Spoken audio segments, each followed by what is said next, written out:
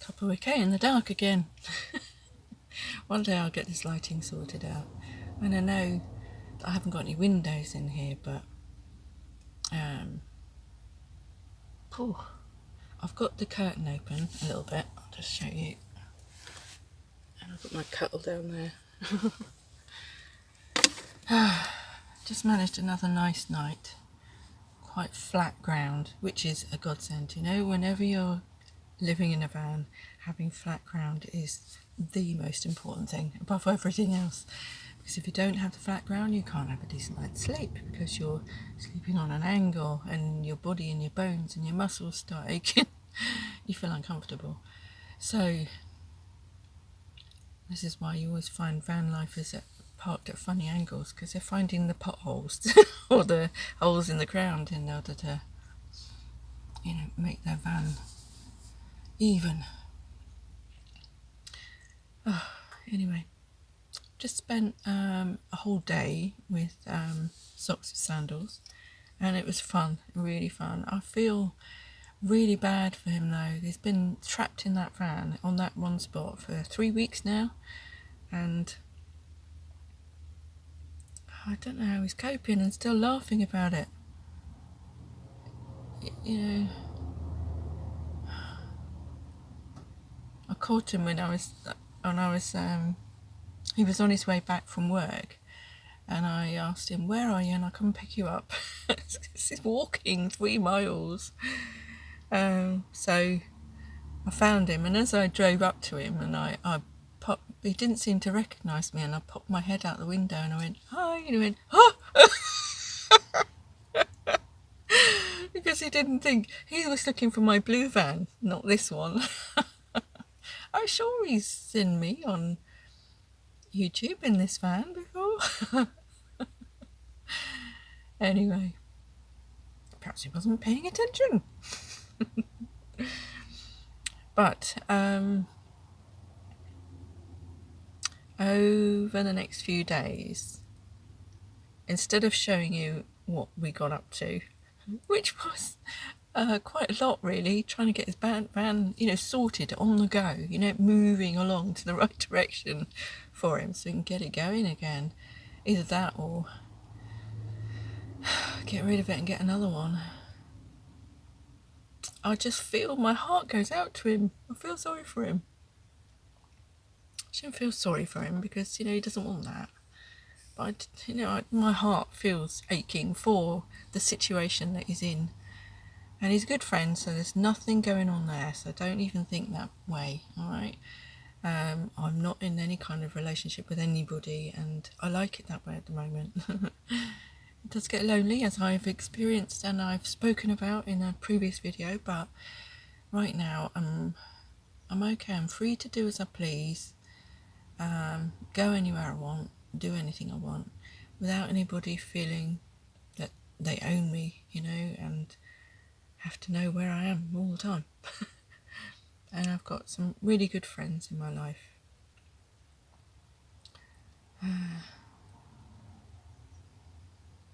But Socks with Sandals, Tim, he'll get it going soon. I know he will. Won't be stuck like that forever. And although he's doing a job which I think, you know, it just shows he's willing to experience everything on the earth, basically. This is a moment in his life where he will probably remember on his deathbed. It's just another experience for him. I know he's going to get out of it. I know he's going to improve life. And by improving life is not normal stuff, you know, like house, kids, mortgage, whatever. It's not that. He doesn't want that, just as I don't want that either. But,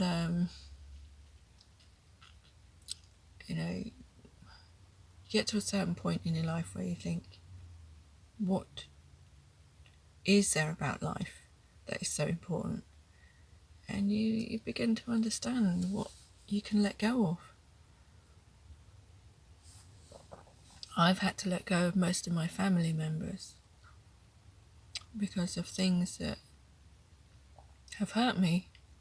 Very, very much, considerably so. And the thing is, nobody's actually spoken to me, talked to me about it, you know? And it feels weird to me because it's like I've been hung, drawn and quartered without a trial. And that's unfair. And if they can take that viewpoint, then I can do without them.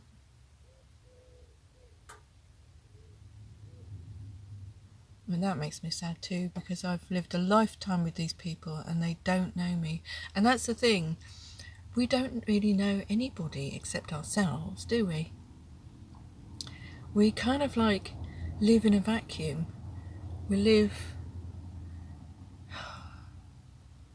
with our perceptions of the world, seeing things going on, listening to people talking and looking at their behaviours, and we assume all the time. We make assumptions based on our own experience about what these people are like. So we only really know ourselves. We don't know anybody else really. Even our closest partners, our wives and husbands, or even our children. You watch your children grow up. You see their characters form. It seemed like a bundle of fun to start with, and then they start rebelling later on and you think, oh my goodness, what happened? But it's just them forming their characters, what they like and dislike in life. And each of these characters are sent to challenge you. I keep going on about this. It's your soul's purpose to live these experiences. And when you die, that's not the end. Because it's like letting go of this overcoat. Letting go, taking off this overcoat, putting it aside and saying, thanks for protecting me from the rain. And the rain I'm using as a metaphor for these challenges that we face in life, these storms. But there have been some sunny periods too. Whatever way you look at it, this isn't the end. This is life in a physical format. It's like we're observers. We're watching what's going on. We don't really know anybody else, not fully, and we never will. You may think that you do, but that's your perception of them. If you actually sat down and spoke with them and asked them questions, I bet you'd find an awful lot of no's. No, that's not me. No, that's not what I was thinking.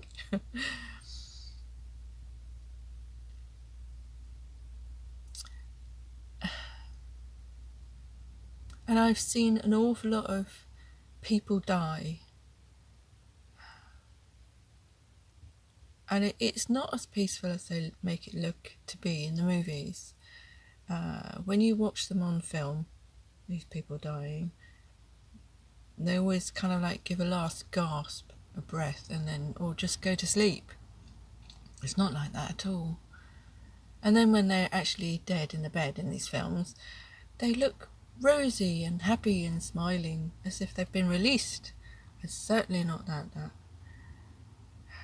I've seen my mother and my father die close up, and I've seen other people just lose their lives. But then I shouldn't cry, because I know, this isn't the end. This is just letting go of this physical form.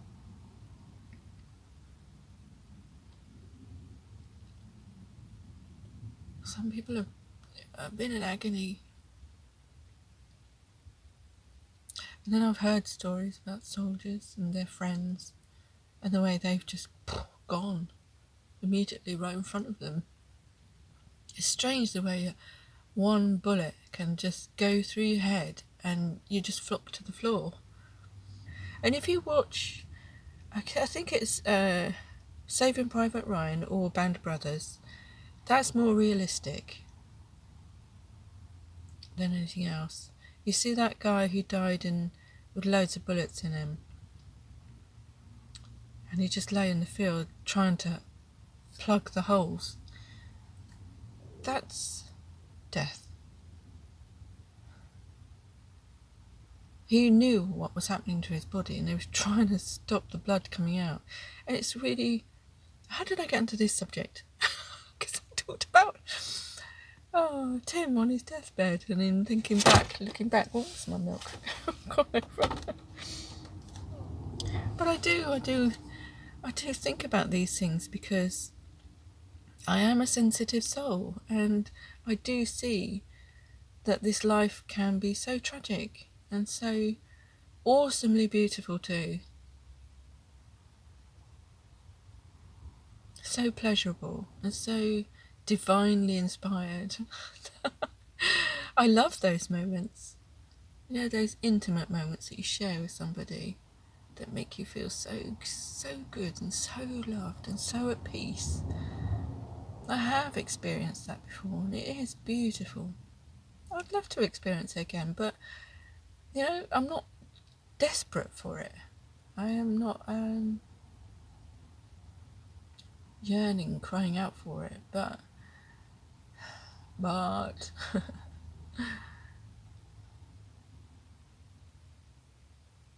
quite content with the way life is at the moment. It is difficult because I'm looking at reducing my living space, my sleeping space I should say. That's all it is. That's what I've got to try and do, is think of it as a sleeping space and somewhere to have a cup of tea. And when I look at people like Tim, Socks with Sandals, I think if he can do it, then I'm pretty sure I can do it. The thing is, I do know that men have a different way of looking at things. They're able to think logically about something and not allow their emotions to get involved too much. They do have emotions, obviously. They feel happiness and feel really the depths of despair. And this is why most men actually end their lives, because they just make a decision. This is why my stepfather made that decision. And they just make sure that the way they choose will be the end. And it's such a shame that they choose to do that, because there are other options, there are other ways of looking at life. I'm trying to say now, we are observers in this life, and if you go around experiencing every little detail, then you can feel all of that. You know, I know logical thinkers can't actually get in touch with the feeling sensation of it. If I use the word think rather than feel, then you probably feel a little bit happier with it. Oh, what am I going on about? Living life, facing the challenges, and then realising that this life isn't all there is. When you think about all the near-death experiences that have been documented over the years, you listen to those, and they're not stories, they're actual experiences.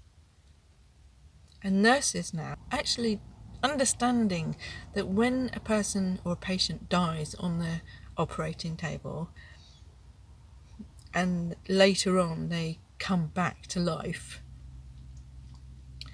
they don't treat it as nothing now. They treat it as something.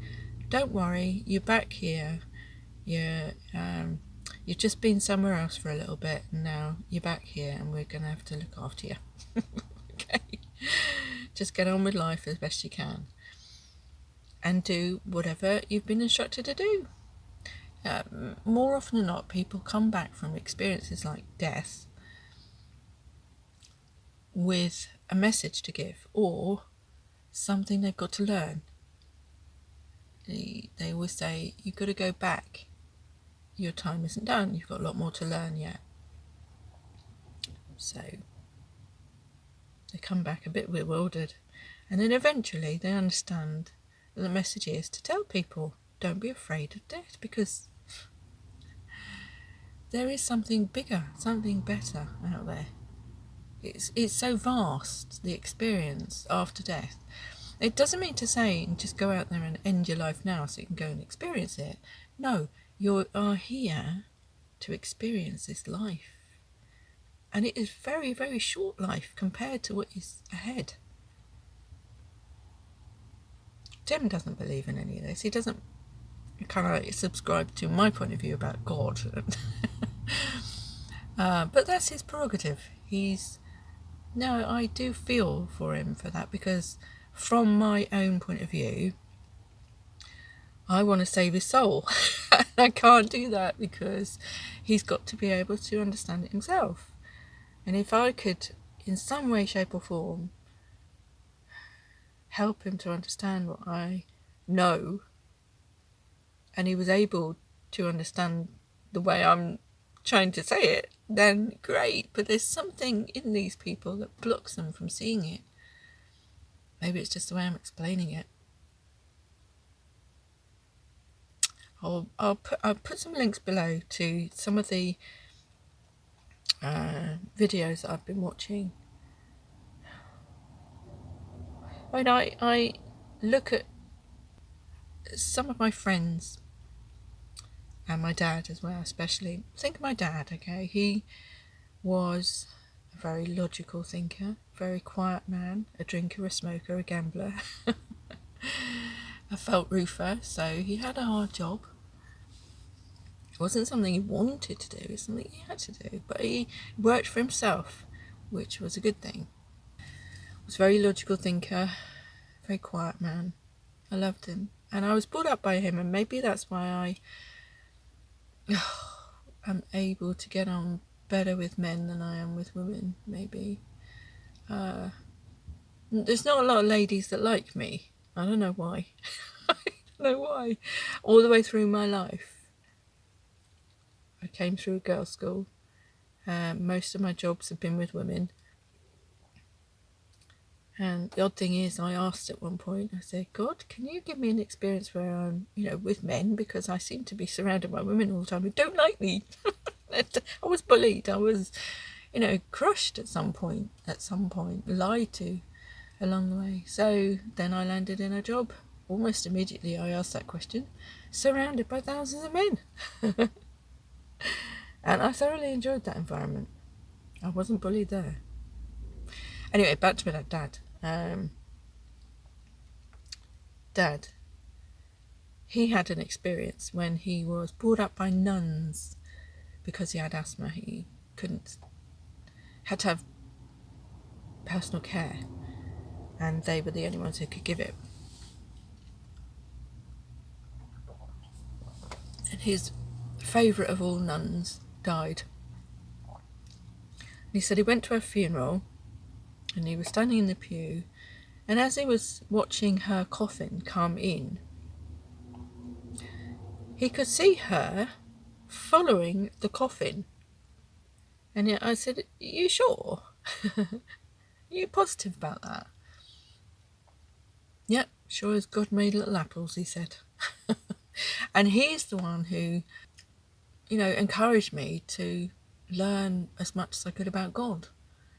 I know at the time when we were kids, they used to have the Mormons at the door and the Watchtower posted through the letterbox, and they were interesting. I liked the magazines, I liked the stories in them, and I liked learning about God, and I did.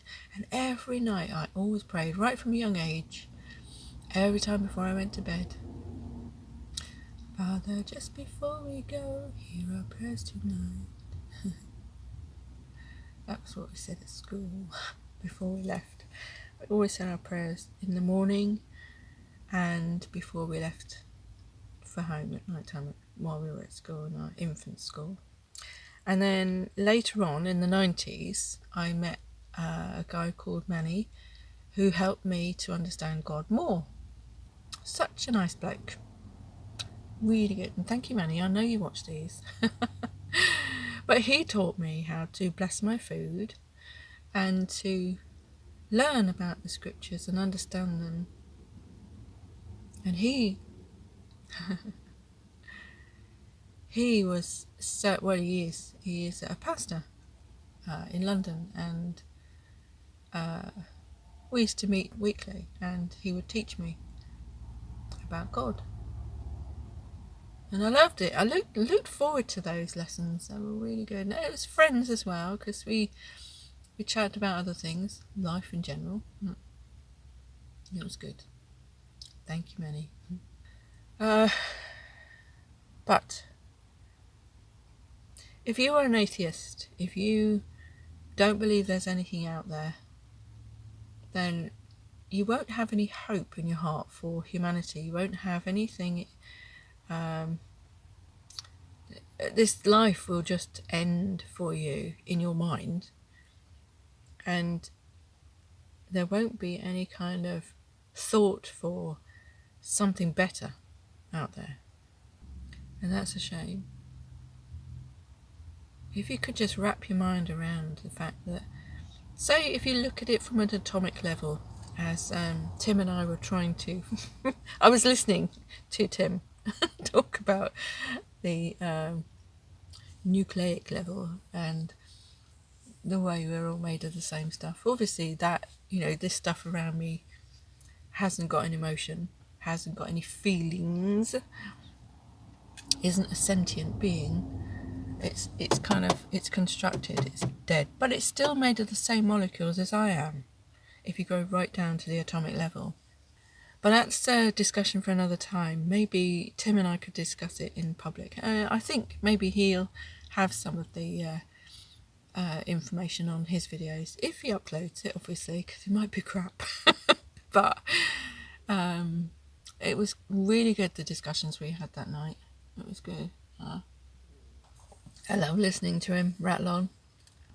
He's got so much knowledge in that head. One day it'll turn to wisdom. Tim. One day. Pretty soon. Anyway, I'm going to go now and get on with my day. I've almost finished this tea. It's quite a nice cup of tea, actually. I'll go for a little walk out there in the apple orchard. It's a bit wet, but I've got a new coat, because next week I'm going on a course. And while I'm on that next week,